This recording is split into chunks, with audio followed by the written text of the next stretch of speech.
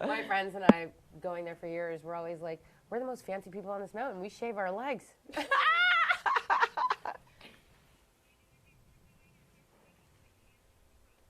Got it. How long? Hi, Dr. Burgess. Hi, Amy. How are you both? Hi. Hi, Candace. Hi. Thank you so much for joining me. I really appreciate it. Thank you for Thank having us. you. Of course. You know, when it comes to makeup, what's the trend for 2015? And what does that mean for women in their 20s, 30s, 40s, and up? Sure, the trend is super simple. No matter what age you are, less is more. You really don't ever want to be overdone. That's never going to be in style, no matter what year it is. And of course, simple product. You really want a go-to product, and no matter what your age, BB cream is actually very, very good because it's very easy to use. You do not have to be an expert to put it on, and it also evens out the skin tone while it's moisturizing and adding a little bit of shimmer. Of course, for evening events, you maybe want a little bit of a heavier makeup, such as a foundation. Be careful as you're older, though, because it does tend to seep into the creases and actually make you look older when you have too much on. And choosing the right foundation or the right BB cream can be super daunting. Expert advice is always the best way to go, and I come along with my own expert, Dr. Burgess, who helps me with that. Yes, when you get older and you start having lines and wrinkles on the skin, actually the makeup and the concealer can seep in there and make you appear older. So there are procedures that you can have done in your dermatologist's office, which actually minimize or soften a lot of those lines. And one in particular are the frown lines in between the forehead, which I get done as well. I'm going to admit to it. And it is a procedure that is an injectable, so a qualified, certified physician who you can obtain that information on the website, xiamenaesthetic.com, and you can put in your zip code and it can connect you to the local person in your area, physician who injects these types of procedures. And what it does is it softens and relaxes. It doesn't paralyze your muscles, and it softens the expression so that you're not all crunched up and mean looking during the holidays. And is there anything else that we can do so we can look done and not overdone? Dress appropriately for your body type is probably the number one thing.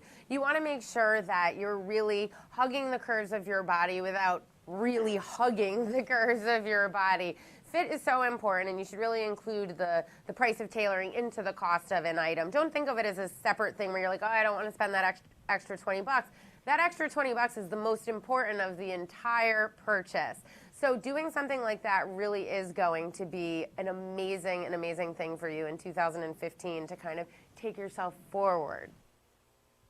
And speaking of your body type, what are some ways that we can determine our style equation based on our age and our body type? Sure. Like I said, one of the first things is to love where you're at. You have to really embrace your age and your body type, and then with that information, you can kind of look at trends, for example, of what's coming out in 2015 and recognize which ones are best for you. Not only because of your body type, knowing that really no one can wear every single trend. They're not made for every person, but also knowing that certain ages, maybe it's not appropriate at a certain point, and maybe it's a little bit too youthful. Choose things that are best for you, and you will come out looking your best.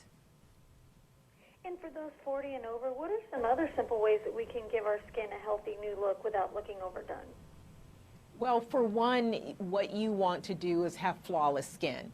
And the flawless skin, when we talk about that, as we get older, the complexion is uneven, we can have sun damage, and what you want to do is even the complexion. You definitely want to wear sunscreen every day because you don't want to be evening the complexion and reversing it by going outside. And you don't have to be a sunbather to have sun damage on your skin. So let's keep that in mind. Sunscreen, sunscreen, sunscreen is the number one cream that I would recommend for anyone, regardless of what age. And then what you want to do is get into lightening preparations if you do have unevenness, so you don't have to cake on heavy makeup and concealer. And when it comes to sequins, what's the general rule based on age and body type? Sure. I mean, every girl loves sequins, so I would never deny a woman her sequins. It's really about how much you put on. Obviously, the more youthful you are, the more you can wear. I am never suggesting skin-tight sequin from head to toe in hot pink. That's probably a no-no around the board. But as you get a little bit more mature, you can still do the sequins in smaller doses. Think about maybe a top or a bottom or a scarf or a great statement necklace. You still get kind of your fill of the sequins of the little girl that's inside of you, but you are not necessarily trying to be a teenager again.